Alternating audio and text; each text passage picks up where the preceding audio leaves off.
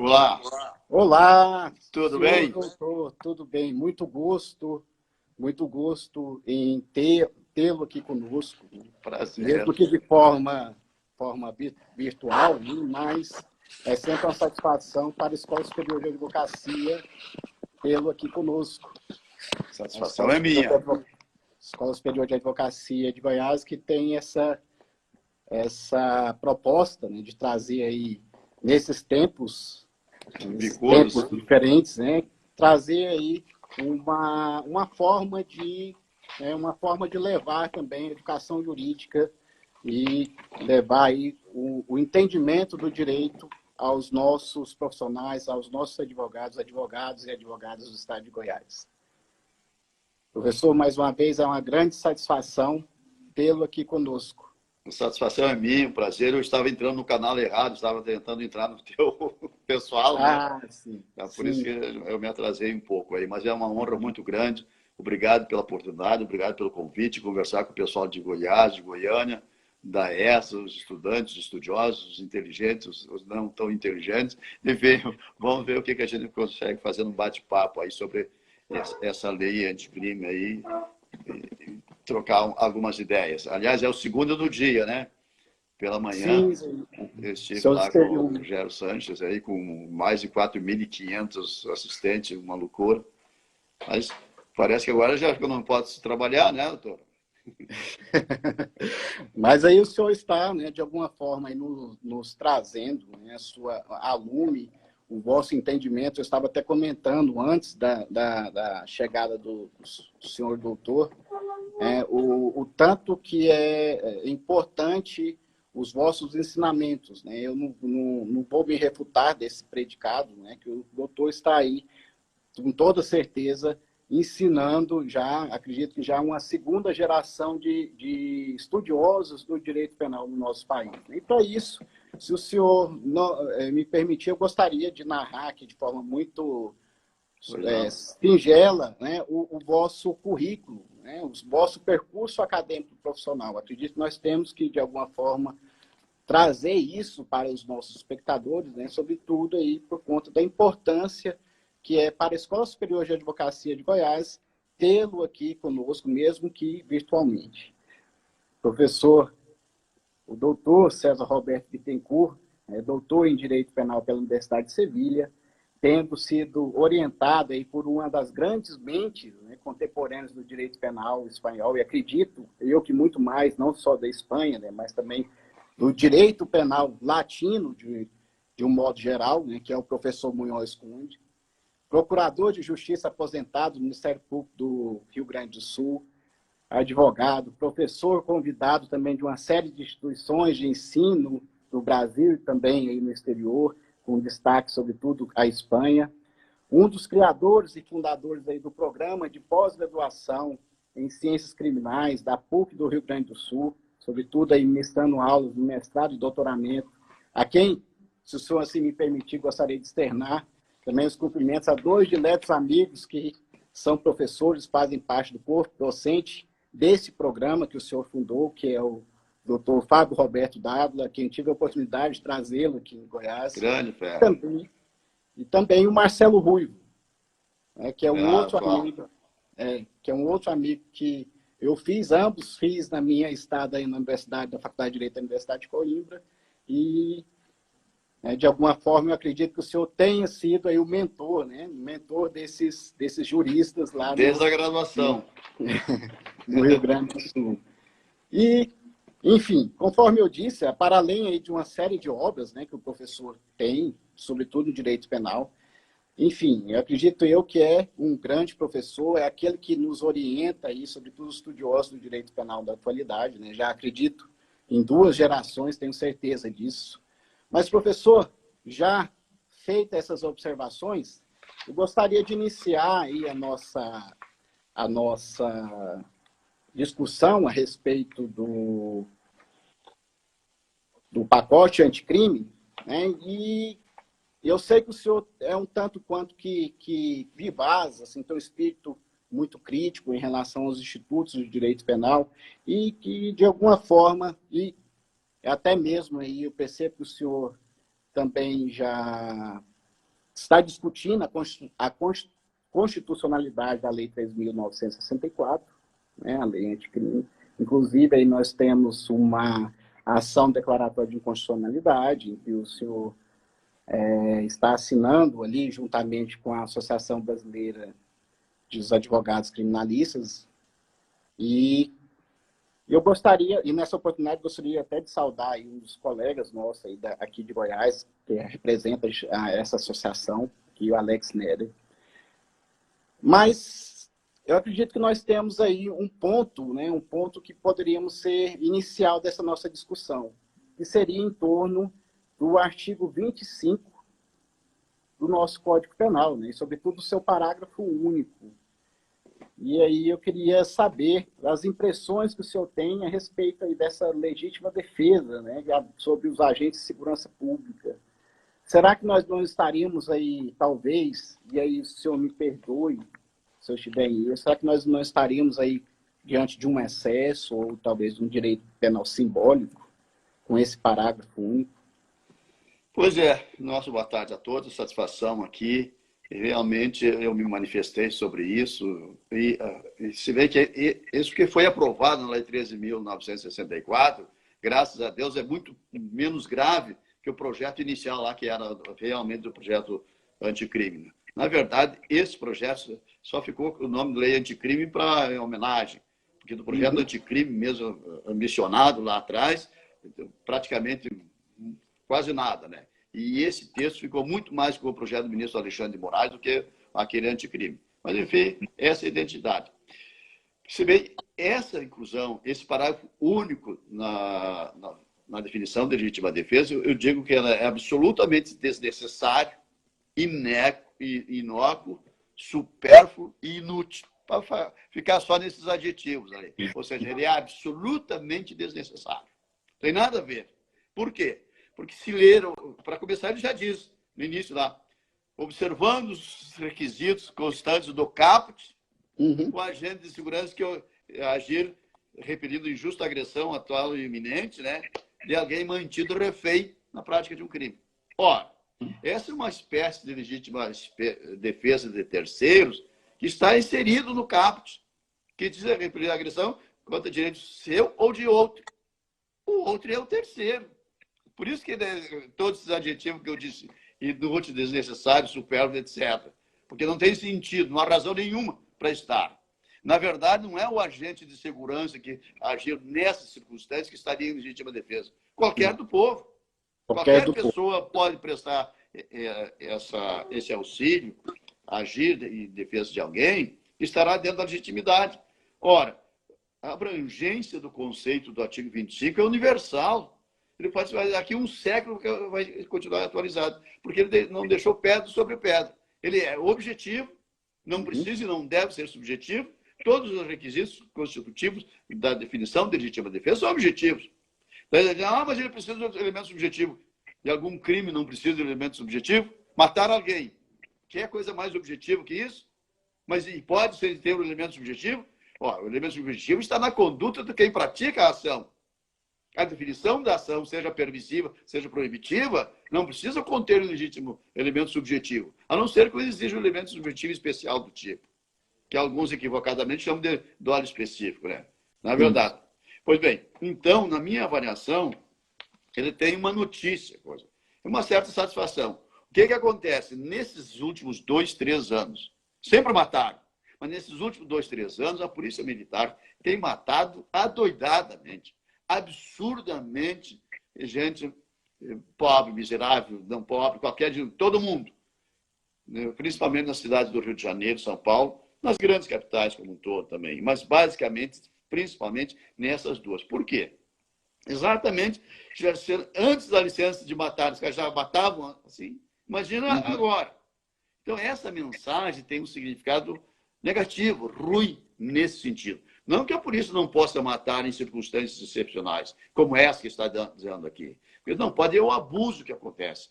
Como a gente teve, por exemplo, lá no Rio de Janeiro, quando mataram aquele professor lá, num carrinho que estava indo, de repente ele levou 80 tiros de armas de repetição, metralhadora, etc.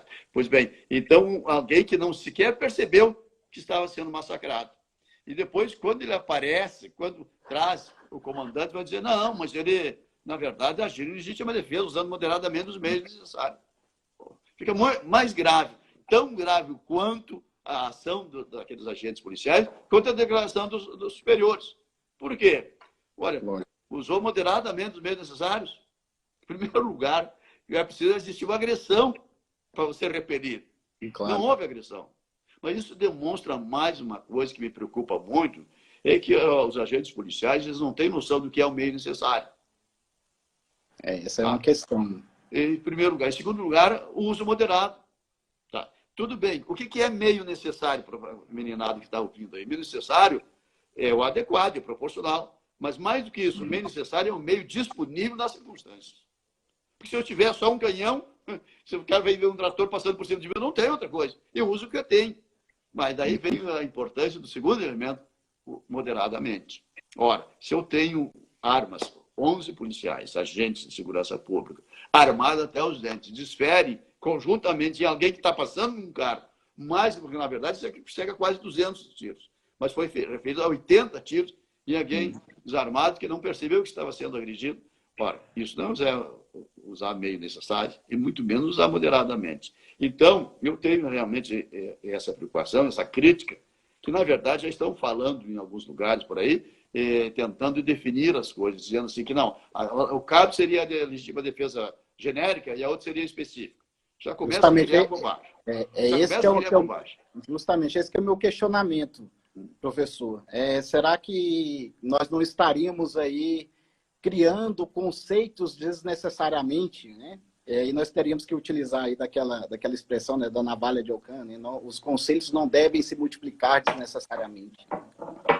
Ainda mais quando absolutamente desnecessários. Veja bem, é que brasileiro tem a mania de inventar teoria disso, teoria daquilo, teoria do porco-espinho, teoria do homem casado, teoria não sei do quê. Isso é só para criar problema para os concurseiros. Não existe teorias assim, você não cria teoria todo dia, da noite para o dia. O direito penal é muito sério para ficar inventando modismos. Veja bem, que é legítima defesa genérica?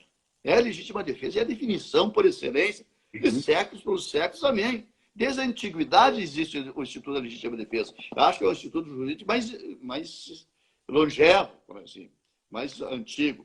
E, com uma definição que tem, você não precisa inventar coisas. Nas circunstâncias ditas nesse parágrafo único, o agente de segurança poderá agir em legítima defesa para repelir a agressão de alguém que está sendo vítima de crime. Meu Deus do céu, isso é um dos milhares de alternativas e possibilidades que tem de alguém agir em legítima defesa. Em qualquer circunstância que estiver alguém sofrendo uma agressão injusta, o terceiro pode repelir. Está escrito lá no caput. Não acrescentou absolutamente nada, a não ser que os agentes de segurança podem fazer.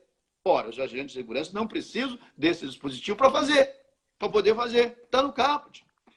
Para agentes de segurança, para a polícia, etc., existe lá os outros, estrito cumprimento do dever legal e exercício regular de direito. Nós temos condições, são 3. Mas, especificamente nesse tipo de caso, além daqueles que eles poderiam invocar, eles têm esse, do caput, que é exatamente agir em legítima defesa de outro, contra o terceiro. Então, se choveu no molhado, disse uma outra coisa, para não dizer nada, para repetir, até porque já está escrito no início do tipo lá, observados os requisitos do caput, considera legítima defesa agente de segurança que repelir judicial. Meu amigo, tem que ter o caput. Ou então, se a gente quiser complicar, inventar teoria, não precisa inventar teoria para complicar, a gente complica sem teoria. Então, para o agente de segurança pública, ficou mais difícil agir em legítima defesa que o cidadão comum. O cidadão comum basta satisfazer os requisitos da legítima defesa escrito no 25. Agora, o agente de segurança pública tem que cumprir todos os requisitos igualmente lá do caput, do artigo 25, e mais as circunstâncias de agir na circunstância de alguma forma, professor, não sei se o senhor concordaria comigo, mas seria um tiro no pé para a satisfação de uma classe? Exatamente, né? Se bem que eles têm uma dificuldade, na verdade, a gente também tem que reconhecer o trabalho difícil, árduo da polícia, seja civil, seja militar, no enfrentamento no dia a dia, na noite, na segurança, porque você é surpreendido a todo momento e a qualquer momento por todas as sortes imaginárias, de violência, de coisas, principalmente quando se enfrenta durante a noite em lugares que tem. Então, é uma classe sofrida. Ele precisa ter uma segurança para fazer. Agora, ele não precisa também de autorização para banditismo. Por quê? Esse tipo de previsto ali é uma coisa normal, natural. O que a gente tem que combater, mais do que esse direito, eu acho que é um direito de todo cidadão, inclusive deles. Eles precisam de todos os dias as circunstâncias. Mas isso aí não melhorou em nada a atuação deles. Piora a avaliação, a valoração deles próprios da chefia, achando que eles agora eles têm um super direito. Não é verdade. Esses direitos sempre tiveram. Mas a gente tem que lamentar profundamente, porque, na verdade, as autoridades policiais eles não têm, até por formação, a tranquilidade para valorar adequadamente o uso moderado das armas. Agora, se eu precisava, ainda vamos admitir que aqueles casos do professor fosse efetivamente algum bandido, alguém tivesse fugido, tivesse alguma coisa, não, sem arma. Mas precisava dar 80, 100 tiros, todo mundo descarregar as armas, porque tu sabe que tem uma teoria. Um amigo meu, policial aposentado, ele me disse, professor, sabe qual é o problema? É que quando a gente faz burrada, não vou usar a expressão que ele disse, né? Você imagina, diz aí, todo mundo atira. Todo mundo atira. Não deixa um só na fria. Porque daí fica todo mundo. Então se divide a responsabilidade, fica a coisa mais tranquila. Mas nesse sentido nós temos aí até um outro projeto, né? Acho que foi até serviu aí de base para essa modificação na legislação, que é aquele projeto de garantia de lei e ordem, né? Que vem justamente conter aí, justificar com a possibilidade de justificação desse excesso oriundo da atividade policial, né? Mas ao mesmo tempo eu sou um tanto quanto que cauteloso a essas medidas aí populistas, né, de direito penal simbólico, de satisfação de uma classe. Eu acho que já seguimos o vosso ensinamento, que nós temos que ter cautela, né, em relação ao direito penal, né? Sobretudo aí veja, concordo plenamente com isso, que era aquele projeto anterior, né? Sim. Aquele projeto anterior. Mas para ter uma noção, o Código Penal Militar, que foi feito pelos militares, no tempo dos militares, é muito mais rígido. E tem a definição de legítima defesa dele lá, igual ao do Código Penal. Nunca invocaram a necessidade de nada melhor, alteraram a vantagem.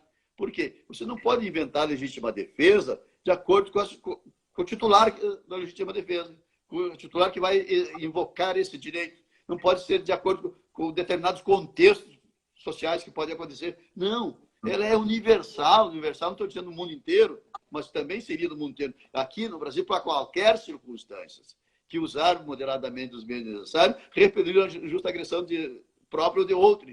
Não tem outras definições para você dar, porque está abrangido ali. Esse texto que veio aqui está abrangido. Não tem nenhuma necessidade, não tem nenhuma agressão. Por isso, para mim, é supérfluo, inútil, desnecessário, inconsequente, inócuo. Sei lá, eu teria uma carrada de adjetivo para dizer que ele não serve para nada. Não tem sentido. Professor, nessa leva crítica que o senhor tem, e nós da Escola Superior de Advocacia, mais uma vez ratificando, ficamos muito contentes com Mas essa... eu fico contente também de ser convidado pela Escola de Advocacia de Goiás. Mas outra questão também que eu vejo, assim, do ponto de vista prático, mas sobretudo também enquanto professor, que tento levar a mensagem para os futuros profissionais do direito, sobretudo do direito penal, futuro, é em relação ao nosso artigo, essa mudança no artigo 75 do Código Penal, que nós acabamos por ter aí uma alteração do quantitativo do cumprimento máximo aí da pena de 30 para 40 anos. O senhor entende como sendo razoável essa defesa da constitucionalidade desse dispositivo sobre o argumento de uma maior expectativa de vida, por exemplo, da população brasileira, se comparada com 1984, que foi o período aí da reforma da parte geral do Código Penal? Que manteve a edição de 1940. Olha, se tivesse feito um investimento mínimo no sistema penitenciário, se tivesse criado algumas vagas a mais no sistema penitenciário, se tivesse tornado ele menos desumano, cruel, nós temos hoje assim gente empilhada nos presídios, tem presídios por aí que as pessoas não têm espaço para deitar, uma hora dorme em pé, amarrado nas paredes. Em Porto Alegre, capital do meu estado, Rio Grande do Sul, lá, por uns 2 anos, dezenas de viaturas com presos algemados dentro das viaturas, paradas, porque não tinha lugar para colocar. Veja a desumanidade, o absurdo que é. E você diz, olha, mas agora a longevidade é maior. Eu coloco um outro argumento. 5 anos de prisão, lá em 1940, era uma coisa. Você, 40 anos de prisão, 30 anos de prisão, você poderia ficar preso fora da sociedade e retornar, praticamente não mudou nada. Pouquíssima coisa. Hoje, se você ficar 5 anos, parece que passou um século. Está fora da realidade. Então, teria que ser o inverso, por causa da evolução, a transformação do tempo, da sociedade, tudo é muito rápido no dia de hoje. Na verdade, o que eu vejo assim, o sistema penitenciário está caótico, está um caos, massacre em Manaus, massacre no Maranhão, no Pará, no Ceará, no Rio Grande do Norte, são dezenas e dezenas de pessoas mortas. Então, você tinha que se preocupar primeiro em melhorar o sistema penitenciário, criar condições menos desumanas para isso. Eu vejo o seguinte, nesses 40 anos, quer dizer, hoje em dia a denúncia não vem com um crime só, normalmente vem um combo, vem organização criminosa, vem lavagem de dinheiro, peculato, corrupção, um monte de crimes junto, o homicídio em concurso de crimes, somatório. Então, 40 anos para cada crime, depois passa de 100. E a gravidade disso aí piorou, junto nesses 40 anos, lá no sistema progressivo, lá na progressão, lá na LEP, artigo 112 da LEP, se não me engano, onde está lá. Então, agora, esses crimes, principalmente, tem alguns crimes ali, inclusive por reincidência, o indivíduo vai ficar inteiramente fechado. Porque tem que cumprir 60%, 70%. Isso. Sem direito a livramento condicional, uma das hipóteses, né? Nos crimes hediondos que tem morte, né? Residência e morte. Né? Então, é regime integralmente fechado, não tem chance de... E mais, nas outras hipóteses, tem que cumprir 50%, 60%, 70%, também tem um problema da falta grave. A falta grave zera tudo. Ele perde todo o tempo que ele tinha conquistado ao longo dos anos e décadas de trabalho e começa do zero. Então, ele não vai sair. Ele não vai sair. E esse problema de regime fechado tem que cumprir integralmente o regime fechado. Lá atrás, quando saiu a lei dos crimes hediondos, o Supremo Tribunal declarou inconstitucionalidade, que ninguém pode ficar sem progredir, sem o direito à progressão, sem ter liberdade. Enfim, eu acho que ela é bastante complicado. Nós temos aí, às vezes, sem esses 40 anos, nós já temos condenações de 100 anos, de 80 anos. Eu me lembro aí na Viraí, aqui pertinho de Brasília, há uns 5 anos atrás, foram condenadas 2 pessoas lá, de um homicídio, duplo homicídio lá, e 100 anos, um a 100 anos, outro 99. Agora tem o Cabral lá, com 200 e poucos anos de indivíduo. E mais, note que para ter os benefícios do cumprimento da pena, progressão, etc., o percentual exigido não é sobre a pena de 40 anos ou de 30 anos, nesse limite, é do integral da pena que foi condenado. Então, ele nunca vai cumprir 1/6 da pena, nunca vai cumprir um terço da pena, né? Eu acho bastante problemática, né? Mas é lei, vai ter que ter um problema. Eu não vejo que isso melhore, eu acho que piora e precisava, no mínimo, que viesse junto uma reforma séria do sistema penitenciário. Criação de vagas, etc. Veja bem, agora com essa pandemia que tem, o ministro da Justiça não autorizou, inviabilizou que saísse, que fosse soltado. Nós temos recomendação do CNJ, 62, por exemplo, para que afaste essas pessoas que estão presas, são presos provisórios, que as condenações não têm crime grave, violência, etc., para soltar, para liberar com responsabilidade, com controle eletrônico, alguma coisa assim, por causa da pandemia. Se esse povo que está no sistema penitenciário aí, diretor, pegar isso aí, vai refletir, vai vazar de lá. Então, diz o ministro da Justiça, na contrariedade que ele fez no discurso, o ex-ministro da Justiça, diz que como a recomendação do CNJ, que é a recomendação 62, é para ficar... O domicílio, o princípio é o presídio, a cela, ele vai ficar lá, então. Então, é uma desumanidade interpretar assim, né? E as informações que a gente teve agora no início da semana é que tinha quase 300 presos contaminados aqui no Papuda. Imagina só. Então, começa a morrer esse povo aí e tem dezenas de agentes que estão trabalhando lá contaminados também. Então, é muito complicado. Hoje saiu uma notícia nova, que conseguiram mais um espaço, vão arrumar um lugar, que seria um hospital de campanha, para que os presos contaminados, pelo menos, saiam para lá. E esse problema que está acontecendo em Brasília, com certeza está acontecendo em Goiás, em Rio de Janeiro, em qualquer outra capital, em qualquer outra cidade, não tem essa penitenciária grande. Isso é muito grave, é muito preocupante, é muito desumano. Eu, pessoalmente, achei desnecessário, isso é inconveniente, mas, enfim, é lei, o programa está aí. Vamos ter que trabalhar com ele.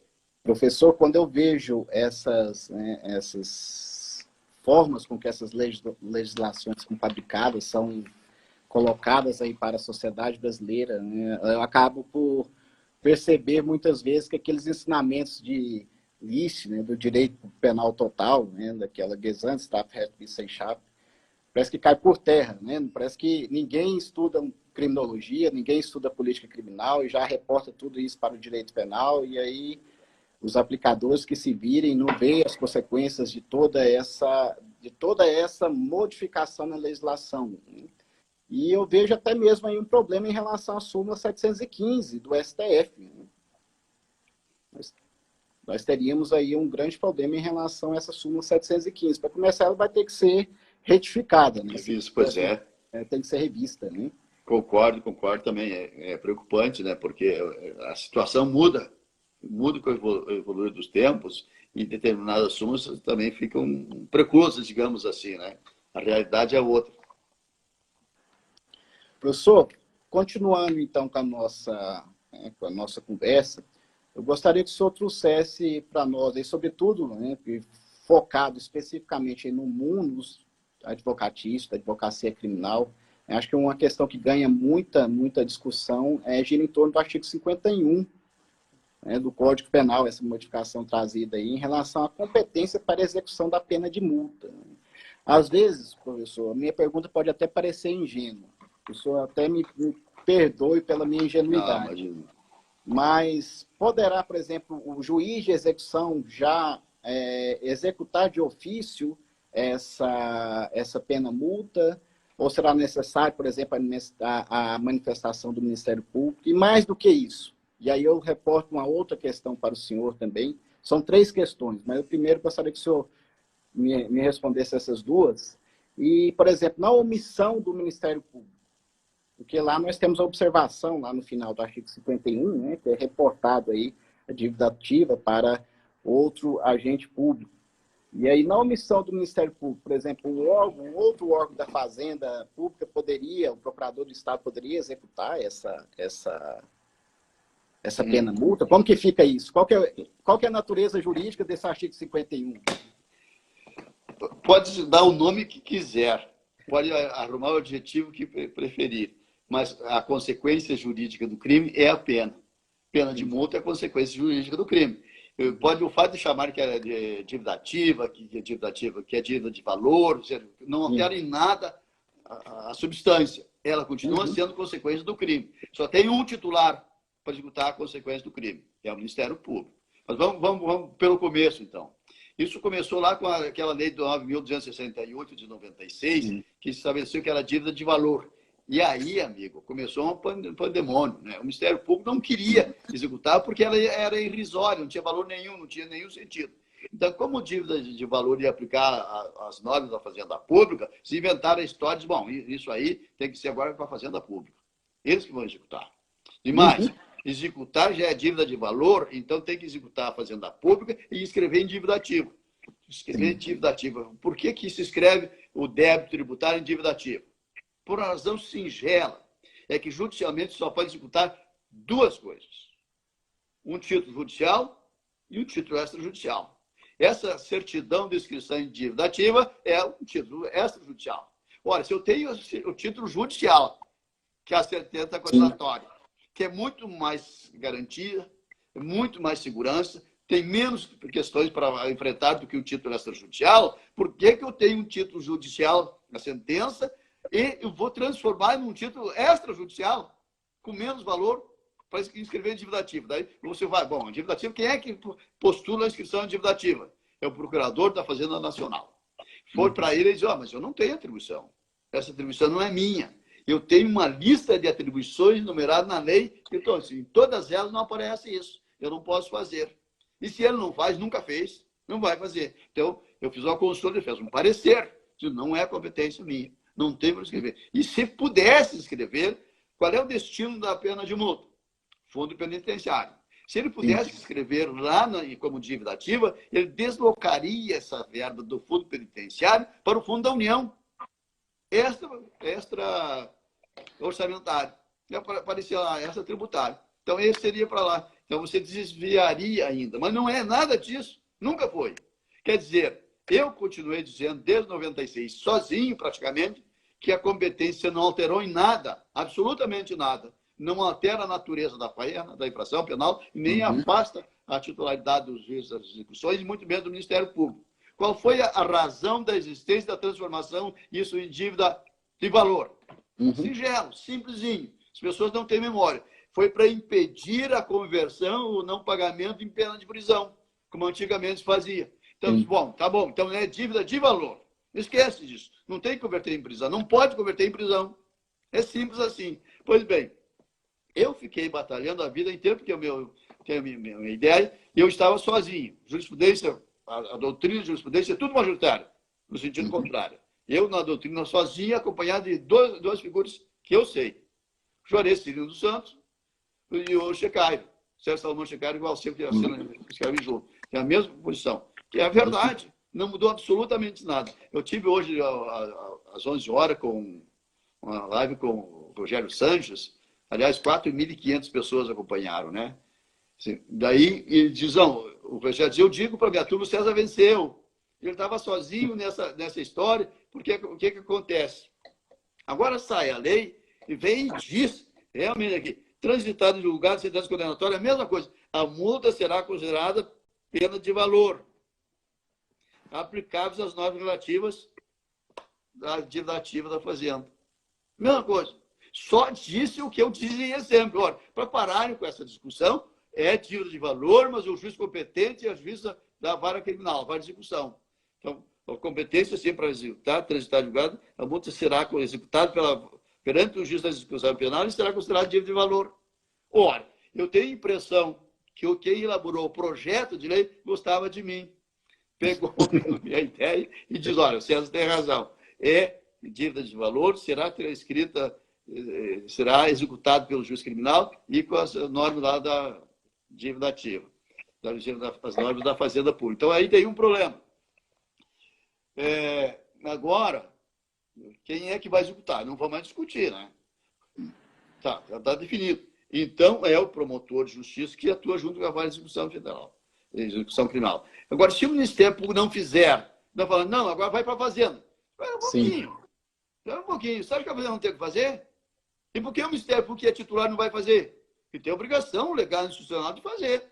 Tá bom, daí tá bom. Então não vai para a Fazenda. Desenfor não vai fazer. O titular é o Ministério Público. Porque se é o Ministério Público, tudo bem que é poderoso, mas ele acha que ele pode escolher simplesmente, vai continuar escolhendo tudo. Eu não sei se o Ministério Público hoje vai continuar, o Ministério Público é polícia. Eles querem ser polícia. O juiz quer ser Ministério Público. Então, nós temos alguns problemas aí para ver. Todas as instituições estão invertidas, né? Mas, assim, é muito interessante, já frisando uma questão aí que o senhor acabou por dizer, né? Na verdade, o professor, eu não tenho qualquer pudor em dizer, né? O professor é o farol, é a luz aí para a maioria dos penalistas brasileiros, né? Daí de ser, de alguma forma, aí, né? Ser voto vitorioso, né, em uma série de teses que são colocadas, sobretudo no vosso tratado aí de direito penal. Professor, mas nessa linha ainda do artigo 51, e como que ficaria essa questão do prazo prescricional? Nós ainda bom, aí tem outro problema. Os caras dizem, não, mas o prazo prescricional é da Fazenda Pública. Por quê?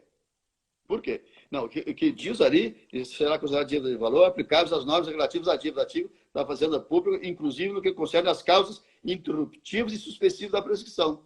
As causas interruptivas e suspensivas da prescrição são aquelas da Fazenda.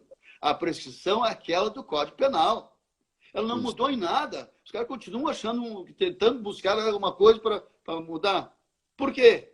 O que tem a ver com a Fazenda Pública? Nada. As normas apenas assim, inclusive no que concerne as causas interruptivas e suspensivas da prescrição. Se fosse para estabelecer o prazo prescricional, teria dito.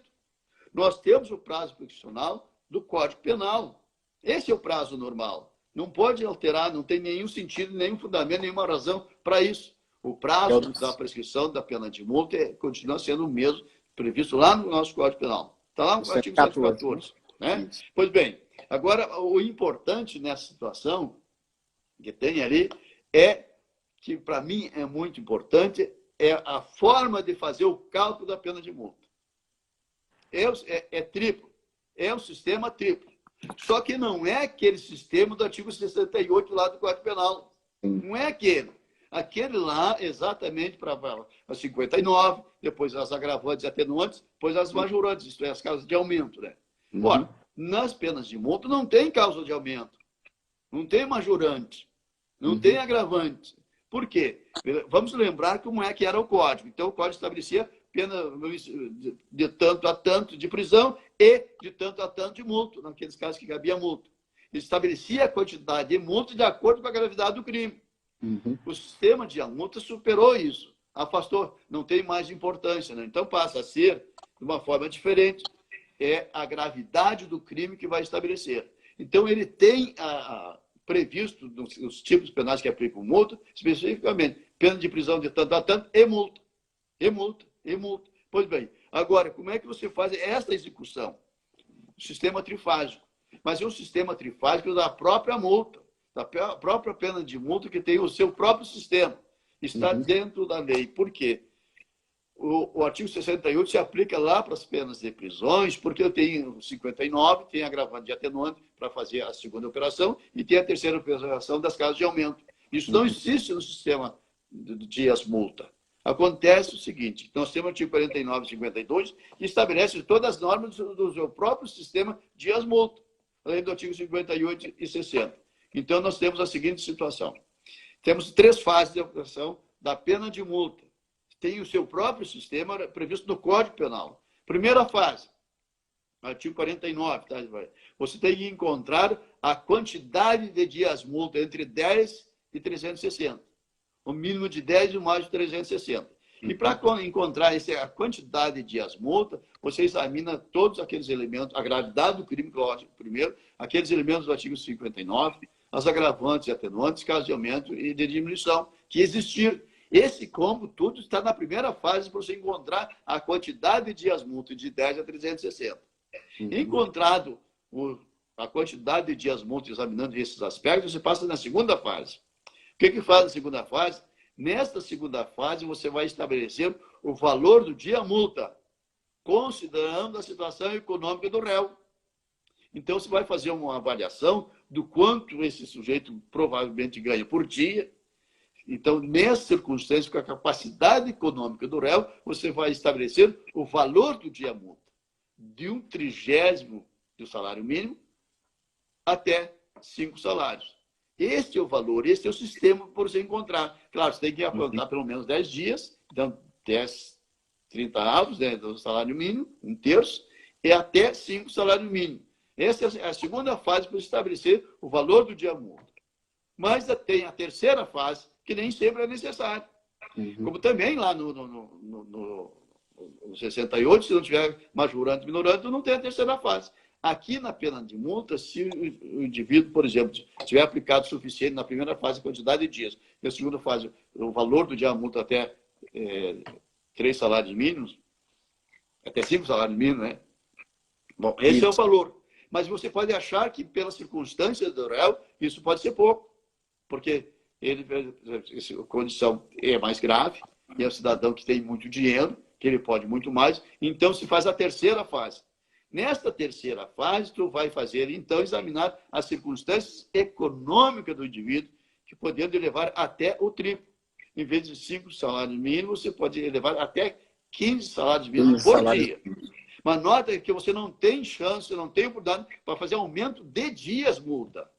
Os dias multa estão lá só na primeira fase, 360. Ou seja, não para saber a fortuna dele, né? Exatamente. Não é como lá no artigo 68. Você não tem que ir na segunda fase, vai aumentar uma quantidade de dias porque tem agravantes. Vou aumentar na terceira fase uma quantidade de dias porque tem majorante. Não é isso. O sistema de multa tem o seu próprio sistema. Então, essa é a questão muito importante para mim, e o sistema traz no Código Penal, está muito claro. Então, diz que o sistema de multa é de origem nórdica.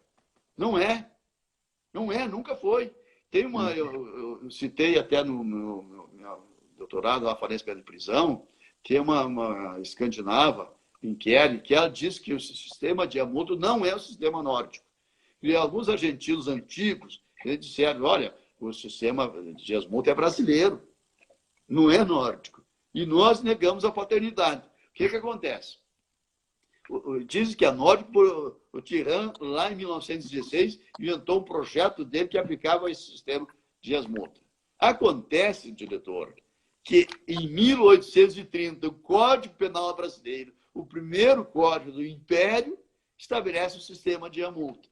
Não estou mentindo. Olha lá no artigo 55 do Código do Império. Está estabelecido. Depois, lá em 1890, lá naquela legislação, também foi mantido. No Código de 1890 foi mantido.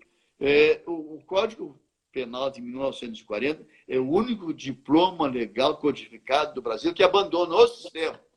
Porque já no projeto do Código Penal de 1969, do Fragoso, que nunca entrou em vigor, foi a vacácio legis mais longa, de 10 anos, né? Restabelecia o sistema de multa. Então, o sistema de multa sempre foi brasileiro, é nosso. Foi resgatado depois do Código 40 para nós, na Reforma Penal de 1984. Então, isso a gente tem que ter orgulho desse sistema, porque é genuinamente brasileiro. Nós não podemos ficar negando a paternidade daquelas coisas que criamos. Com certeza. Professor, nós estamos aí também com a questão de ordem temporal, mas antes, que infelizmente nós temos essa limitação aí. Passa muito rápido o tempo. Passa muito rápido. Eu teria uma série de questões aqui para indagar, doutor, mas eu gostaria de utilizar esses minutos aí finais para indagá-lo a respeito dessas modificações que foram trazidas também pelo pacote anticrime, no que tange aí, sobretudo, ao artigo 116, né, que nós temos aí uma série de alterações aí sobre as causas impeditivas da prescrição, e especificamente aí nós temos aí no inciso 2, 3 e 4. Que a primeiro, o inciso 2 seria aí, enquanto o agente cumpre pena no exterior. O inciso 3 seria na pendência de embargos de declaração de recurso aos tribunais superiores, quando inadmissíveis. E o inciso 4, que seria enquanto não cumprida ou não, no caso aí, rescindido o acordo de não persecução penal. Nós estamos aí numa onda, né, que muitas pessoas estão achando aí, do ponto de vista, sobretudo alguns profissionais do direito, estão achando que esse acordo de não persecução penal seria uma novidade do ponto de vista positivo. Eu tenho as minhas resistências. E nesse sentido específico do direito penal material, gostaria que o senhor trouxesse as vossas impressões aí de uma forma um tanto quanto que, desculpe pedir isso para o senhor, tanto quanto que rápido, para que nós não percamos a gravação. Quantos minutos nós temos? Acredito que nós teríamos aí mais 7 minutos. Nossa, rapidinho, viu?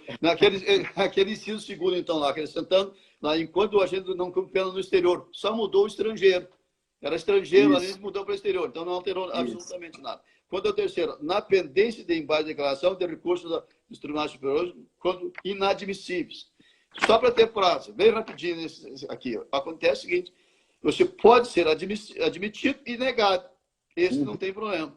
E daí ele sobe. Você entra com outro recurso para subir, né? Então, é só no caso que for absolutamente inadmissível. Os caras não conhecem. Não conhece porque não era caso de coisa. Quando ele conhece, ainda que julga improcedente, não suspende. Só que essas suspensões novas que tem aqui da prescrição, isso aqui está onerando a defesa, criando um constrangimento. Você já tem dificuldade com esses agravos, né? Já tem dificuldade com os recursos excepcionais para subir para Brasília, e se eles forem inadmitidos, você ainda arca com o ônus da prescrição, que não corre. Ora, já são negados assim totalmente. Eu verifiquei os levantamentos. Será que não seria uma espécie aí, né? Desculpe, o senhor falando, me veio isso à mente, uma espécie de reformácio impérios indireta, né? Que aí acaba o defensor fica inibido, né? O senhor onera a defesa. Acontece que os recursos excepcionais RESP e RESP são 2 por 1000 que sobem sem agravo. 2 por 1000 sobe para um grau. Que é uma norma, eu queria falar um monte, mas não dá. Uma norma não admitir, não confessar, que é para não negar. É para negar. Nega todo mundo. Os estaduais e os federais é negar. Essa é a regra. Então, só sobe 2 por mil direto. Essa é uma regra. Então, teria um grande problema oneroso. E quando não cumprido ou não rescindido o acordo de não persecução penal. Esta é a novidade. E esta aqui, que é extremamente importante, porque, para mim, isso aqui é inconstitucional. Nós temos aquela DI lá, que elaboramos, exatamente alegando a inconstitucionalidade, inclusive, desse aqui. Por que ela é inconstitucional? Na minha visão, esse acordo, esse artigo 28A, ele tem 2 problemas da inconstitucionalidade. Primeiro, a confissão. O sujeito não sendo o caso de arquivamento e tendo investigado confessado, formal e materialmente da prática da infração penal, sem violência grave ameaça, com pena mínima inferior a 4 anos. Em primeiro lugar, ele é inconstitucional porque obriga a confissão. Viola a presunção de inocência. Eu poderia desenvolver aqui, mas não dá tempo, tá? Então, é inconstitucional. E o segundo é inconstitucional porque ele desloca, na minha avaliação, 80% dos crimes previstos no Código Penal para o Ministério Público. Ocorre o que eu chamo de desjurisdicionalização. Então, isso é uma gravidade muito séria. Retira praticamente 80%, 90% dos crimes do Código Penal para o Ministério Público. Eu digo, tem juiz que vai ficar sem emprego, juiz criminal, não tem o que fazer. Tem estrutura para fazer isso aqui. Tem que criar toda uma estrutura cartorária, de funcionário, de distribuição, etc., para fazer isso. Será um inferno. E mais, o cidadão fica nas mãos, sem jurisdição, sem o controle jurisdicional. Então, isso aí eu teria que fazer uma palestra só sobre esse aspecto, que é muito grande, mas é extremamente importante. E tem um engano aqui. As pessoas não tem problema, porque são coisas de medidas alternativas. É pena inferior a 4 anos. Leram errado. Não é pena inferior a 4 anos. É a pena mínima inferior a 4 anos, não a máxima. Leram errado. Pena mínima inferior a 4 anos. Então, são crimes graves, até crimes graves, gravíssimos. Por exemplo, o Código Penal, pena mínima inferior a 4 anos, pode ter a máxima de 12. Por exemplo, corrupção, ativo e passivo. Sim. Peculato. Qual é a pena? Mínima de 2 anos e a máxima de 12. Né? Isso. Ora, então é para verificar se a possibilidade. Lá nos crimes, os crimes extra-código, nas legislações extravagantes, pensa comigo. Eu não me lembro de nenhum crime que tenha a pena mínima de 4 anos. Nenhum. Organização criminosa, lavagem de dinheiros, todos os mais graves a pena mínima de 3 anos. Então, significa dizer que todos esses crimes da legislação extravagante vão tudo para o Ministério Público para ele fazer o julgamento, fazer o acordo, propor o acordo e as condições. Então, tem um problema também de propor acordo para fatos atípicos e obrigar as pessoas. Enfim, e o Ministério Público que faz, e eu estou levantando a inconstitucionalidade, a Abracris está levantando, eu como advogado e o presidente, desse artigo 28 também, do 91A também. Por quê? Veja bem, então ele afasta, altera a jurisdição sem norma, sem legitimidade, porque tem uma norma condicional, retiraria o poder judicial do Ministério Público, do Judiciário para o Ministério Público. Se fosse até inferior a 4 anos, estaria ótimo, mas aqui não dá, é muito grande. E pasme, o Ministério Público entrou arguindo inconstitucionalidade de parágrafo desse artigo 28, quando a lei aqui limita, de certa forma, um pouco de abuso do Ministério Público.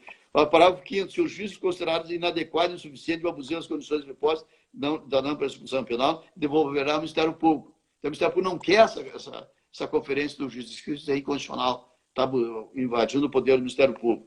7º, o juiz poderá recusar a homologação proposta que não atender os requisitos legais e devolver ao Ministério Público. Diz que é inconstitucional. O juiz não pode fazer nada, o Ministério Público faz o que quer, senão é inconstitucional. O 8º também, se recusado a homologação, o juiz devolverá os autos do Ministério Público para análise da necessidade de complementação ou oferecimento de denúncia. Então, além de ser, para mim, meu juízo inconstitucional do artigo 28, pelo excesso, que desloca para lá, eu até acho que poderia, mas até a 4 anos, inferior a 4 anos, da forma como está o esvaziamento do poder jurisdicional e com sérios e graves prejuízos ao cidadão, que não tem condição de se defender, não tem a garantia do poder judiciário e fica sem os recursos dos tribunais todos para fazer. Eu teria muita coisa para falar sobre isso, né? Mas também não quero atrapalhar para impedir, por exemplo, a gravação pegar esse texto. Não deu para falar, entrei atrasado no negócio e fiquei demais falando em coisas que menos interessantes. Peço desculpa e agradeço. Professor, nós que de alguma forma nos sentimos lisonjeados com a presença do senhor aqui, mesmo que virtualmente, ter se disponibilizado para estar aqui conosco. E a Escola Superior de Advocacia de Goiás, ela tem um hábito de, ao final das lives, trazer algumas frases, sobretudo frases de efeito das pessoas que aqui estão, vamos colocar aí, dos nossos palestrantes. E a frase aí que nós achamos interessante, que foi extraída da fala do senhor, foi: o direito penal é muito sério para ficar criando modismos. É verdade. Foi meio sem querer, né? Mas eu digo mais assim, que a gente está tão mal com essa seriedade, com a gravidade das circunstâncias, que não há paridade de armas. Não existe mais contraditório. Porque quando, sim, é outra questão, né? Quando a defesa entra no processo, entra no trabalho, o Ministério Público já produziu toda a prova. Ao longo dos anos, 1, 2, 3, 4, 5, 10 anos produzindo prova. Daí, sem contraditório. Daí, quando você é citado, tem 10 dias para responder tudo isso da prova que já está pronta. Tu não tem o que fazer no processo penal, porque a acusação já fez tudo. Isso não é contraditório. Não há respeito à paridade de armas.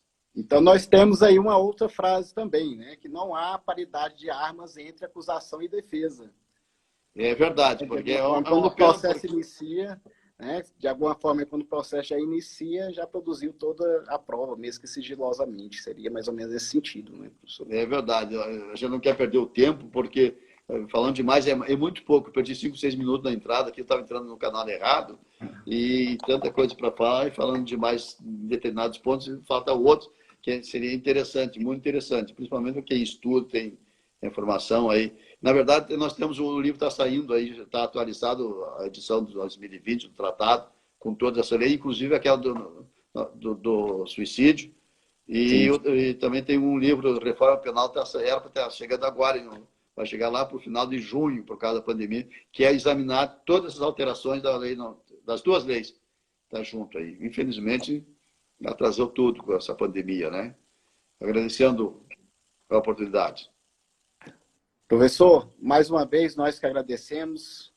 Muito obrigado por essa oportunidade. Eu gostaria também de trazer aqui para as pessoas que ficaram, que nos assistiram, dizer que esta live será gravada, será direcionada também para o canal da ESA Goiás no YouTube. Professor, muito obrigado e espero tratar desses temas, né, algumas questões que ficaram aqui, que eu gostaria de indagar o senhor, em outra oportunidade. Talvez nós possamos aí marcar uma outra live para suprimir aí a ausência, algumas lacunas daquilo que o senhor queria tratar também, né, que infelizmente por questão de ordem temporal nós não conseguimos. Combinado, a gente vai ter essas últimas mais adiante para poder falar delas um pouquinho mais vagar, né, para trazer, para você fazer um pouco mais técnico, né, da forma de fazer. Claro, quando você escreve, está direitinho, está elaborado o pensamento, que a gente fala meio atabalhadamente, assim, para pegar o máximo de coisas em menos tempo, né? Mas acho que dá para a gente fazer assim mais uma, falando desses outros aspectos que não deu para desenvolver. Por exemplo, esse artigo 28, artigo 91, né? Então, isso aí ficou do estelionato, né? Estelionato, roubo, isso, né? Que houve essas alterações. Então vamos. Então, se o senhor não se importar, eu gostaria de, depois, adiante, marcar uma live só sobre as reformas na parte especial. Do Código. Beleza. Então, será um prazer. Vamos conversar. Um abraço, até qualquer oportunidade. Professor, muito obrigado mais uma vez. Já me deu obrigado sinal. Obrigado a vocês e desculpe por ter falado da forma muito apressada, assim. De repente o aluno não consegue nem entender, né? Porque querer falar mais coisas em menos tempo, e isso aí atrapalha um pouco a compreensão. Eu que agradeço. Um grande prazer, diretor. Pode contar. Um dia aí, inclusive. Tá ótimo, então, professor. Mais uma vez, muito obrigado. Um grande abraço. Até a próxima. Obrigado, um abraço.